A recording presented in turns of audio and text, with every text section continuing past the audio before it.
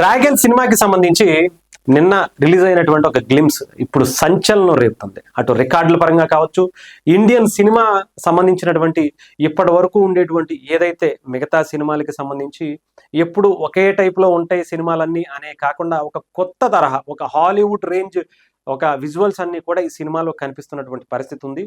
దీంట్లో జూనియర్ ఎన్టీఆర్ గారి పాత్ర గురించే ఇప్పటి వరకు హీరో అంటే ఒక పాజిటివ్లోనే చూపించారు.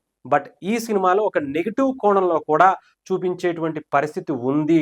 అది కూడా ఇలా కూడా చూపించవచ్చు అని ప్రశాంత్ నీల్ ఇప్పటికే కొన్ని అంటే సలార్ కావచ్చు, అంతకుముందు వచ్చినటువంటి కేజీఎఫ్ కావచ్చు, కొంచెం నెగిటివిటీ ఉన్నా అక్కడ ఫ్యామిలీ సెంటిమెంట్, ముఖ్యంగా తల్లి సెంటిమెంట్తో ఒక పాజిటివ్నెస్ తీసుకొస్తారు హీరోకి. బట్ ఈ సినిమా కూడా అలాగే ఉండబోతుందా, వేరేగా ఉండబోతుందా అనే దాని గురించి పక్కన పెడితే, దీంట్లో జూనియర్ ఎన్టీఆర్ గారి పాత్ర గురించి, ఆయనకి ఇచ్చినటువంటి ఒక నేమ్ గురించే ఇప్పుడు చర్చ సాగుతుంది. అటు నందమూరి అభిమానులతో పాటు, జూనియర్ ఎన్టీఆర్ గారి అభిమానులతో పాటు అందరూ కూడా ఆ లూగర్ అనేటువంటి ఆ టైటిల్కి అర్థం ఏంటి అనేదే అందరూ కూడా గూగుల్లో, చాట్ జీపీటీలో సెర్చ్ చేస్తున్నటువంటి పరిస్థితి. అసలు ఏంటి ఆ లూగర్, ఈ సినిమాకి ఆ టైటిల్కి ఏంటి సంబంధం అనేదే చాలామంది ఆసక్తికరంగా వెతుకుతూ చూస్తూ ఉన్నటువంటి పరిస్థితి. నేను కూడా దాని మీదే సెర్చ్ చేశాను. లూగర్ అనేటువంటి పదానికి సంబంధించి గూగుల్లో ఇచ్చేటువంటి ఒక డెఫినేషన్ ఏంటంటే, రెండో ప్రపంచ యుద్ధంలో 9mm సంబంధించినటువంటి ఒక ఆటోమేటిక్ పిస్టల్కి సంబంధించి లూగర్ అనేటువంటి పదాన్ని వాడతారు. ఇది జర్మనీకి సంబంధించినటువంటి సైన్యం ఎక్కువగా వాడేదట. ఆ పేరే ఇది లూగర్ అనేది. ఇప్పుడు ఈ సినిమాలో అది కూడా జూనియర్ ఎన్టీఆర్ గారికి ఆ లూగర్, డెవిల్ లాంటి ఒక వ్యక్తి అంటూ, ఒక విలన్లకే విలన్ అనేటువంటి ఒక క్రూరత్వం కలిగినటువంటి వ్యక్తుల్లోనే హైయెస్ట్ క్రూరత్వంగా, అంటే ఆయన చెప్పినటువంటి డైలాగుల్లో కూడా మనం చూడొచ్చు, నా కలలోకి కూడా శత్రువులు ఎవరూ కూడా రాకూడదు, కలలోకి కూడా వచ్చినా సరే నేను ఆలోచించకుండా వాళ్ళని మట్టు పెడతాను అని కొన్ని వందల వేల మందిని చంపేసినటువంటి ఒక క్రూరమైనటువంటి ఒక విలన్గా, డెవిల్గా, లూగర్గా ఆయన పాత్రను ఇంట్రడ్యూస్ చేసినటువంటి పరిస్థితి కనిపించింది. సో ఒక ఆటోమేటిక్ పిస్టల్ కథ ఏంటి, అసలు అది మొన్న రెండో ప్రపంచ యుద్ధంలో ఎలా దాన్ని యూజ్ చేశారు, జర్మనీకి సంబంధించినటువంటి సైన్యం వాడినటువంటి ఆ పేరుని ఇప్పుడు లూగర్కి, అది కూడా జూనియర్ ఎన్టీఆర్ గారికి ఎందుకు పెట్టారు అనేటువంటిదే ఈ కథకి సంబంధించి కొంచెం ఆలోచించి, నాకు తెలిసి కొంచెం సినిమా వరకు వెళ్లాల్సినటువంటి పరిస్థితి ఉంది. సినిమా వస్తే తప్ప దానికి ఒక అర్థం, దానికి సంబంధించినటువంటి స్టోరీ అంతా కూడా రివ్యూలు అయ్యేటువంటి పరిస్థితి లేదు.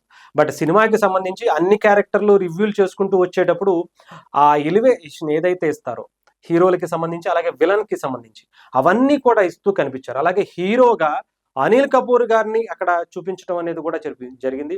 హీరోగా ఇప్పుడు ఇంతమంది విలన్లు ఉన్నప్పుడు హీరో కూడా ఉండాలిగా, హీరో కూడా ఉన్నారు అని చెప్పి అక్కడ ఆయన చూపించినప్పుడు మరి అసలు హీరో ఎవరు, విలన్ ఎవరు, దీంట్లో జూనియర్ ఎన్టీఆర్ గారు త్రిపాత్రాభినయం ఏమన్నా చేయబోతున్నారా, హీరోగా విలన్గా ఆయనే కనిపించబోతున్నారా అనేది కూడా ఒక సస్పెన్స్గా మారింది. అసలు కథ ఏంటి, ఇంతవరకు ఇంత క్లారిటీగా సినిమాని గ్లిమ్స్లోనే చూపించేసినటువంటి పరిస్థితి నాకు తెలిసి మన ఇండియన్ సినిమాలో ఎప్పుడు ఎక్కడా చేయలే. బట్ అలాంటి కథ ఇలా ఉండబోతుంది, ఈ సిచ్యువేషన్ బట్టి మేము ఈ కథని రూపొందించుకున్నాం, దీంట్లో ఎలాంటి క్యారెక్టర్స్ ఉంటాయి అని స్టార్టింగ్ రిలీజ్ అయ్యి ఇప్పటి వరకు కనీసం ఎక్కడా కూడా రివ్యూలు చేయకుండా దాచుకుంటా ఉంటారు అందరూ. బట్ ఒక్కసారి గ్లిమ్స్లోనే ఇంత మొత్తం స్టోరీని అంతా చెప్పడానికి గల కారణం ఏంటి అనేది కూడా, ఎంత కథ చెప్పినా కూడా చాలా ఇప్పుడు ఏదైతే లూగర్ గురించి మాట్లాడుకున్నామో అలాంటివే చాలా ఉన్నాయి. అవన్నీ కూడా సినిమా చూస్తే తప్ప, ఆఖరికి ట్రైలర్ కనీసం అన్నా వస్తే తప్ప మనకి ఈ రివ్యూలు అయ్యేటువంటి పరిస్థితి లేదు అనేది స్పష్టంగా అర్థమవుతుంది. ఏదేమైనా కానీ ఒక మంచి ఇంపాక్ట్ అయితే మనకి డ్రాగన్ సినిమాకి సంబంధించినటువంటి ఆ గ్లిమ్స్ ద్వారా అర్థమైంది. ఒక హాలీవుడ్ రేంజ్, ఒక ఇంటర్నేషనల్ స్టాండర్డ్స్తో కూడినటువంటి ఒక సినిమాని మళ్ళీ భారతీయ సినిమాల్లో మనం చూడబోతున్నాము అనేది ప్రశాంత్ నీల్ డ్రాగన్తో, జూనియర్ ఎన్టీఆర్ గారి కాంబినేషన్లో రాబోతున్నటువంటి సినిమాతో మనకు అర్థమవుతుంది. సో ఇప్పటికీ దీని మీద ఎంత చర్చ జరుగుతుంటే రేపొద్దున రిలీజ్ దగ్గరికి వచ్చేటప్పటికి తర్వాత చాలా ఉంటాయి, గ్లిమ్స్ ఉంటాయి, టీజర్స్ ఉంటాయి, ట్రైలర్స్ ఉంటాయి, సాంగ్స్ ఉంటాయి, ఇవన్నీ రిలీజ్ అయ్యేటప్పటికి ఎలా ఉంటుందా అనేది ప్రత్యేకించి మనం చెప్పాల్సిన అవసరం. ఒక బజ్ని ఒక రేంజ్లో తీసుకెళ్ళింది, ఒక ఇంట్రెస్టింగ్, అంటే నెక్స్ట్ ఇయర్ రిలీజ్ చేయబోయేటువంటి సినిమాకి ఇప్పటి నుంచి ఇంత హై బజ్ని క్రియేట్ చేయటం అనేది నిజంగా నాకు తెలిసి డ్రాగన్తోనే ఇదొక కొత్త ట్రెండ్ని సృష్టించారేమో అని అనిపించింది.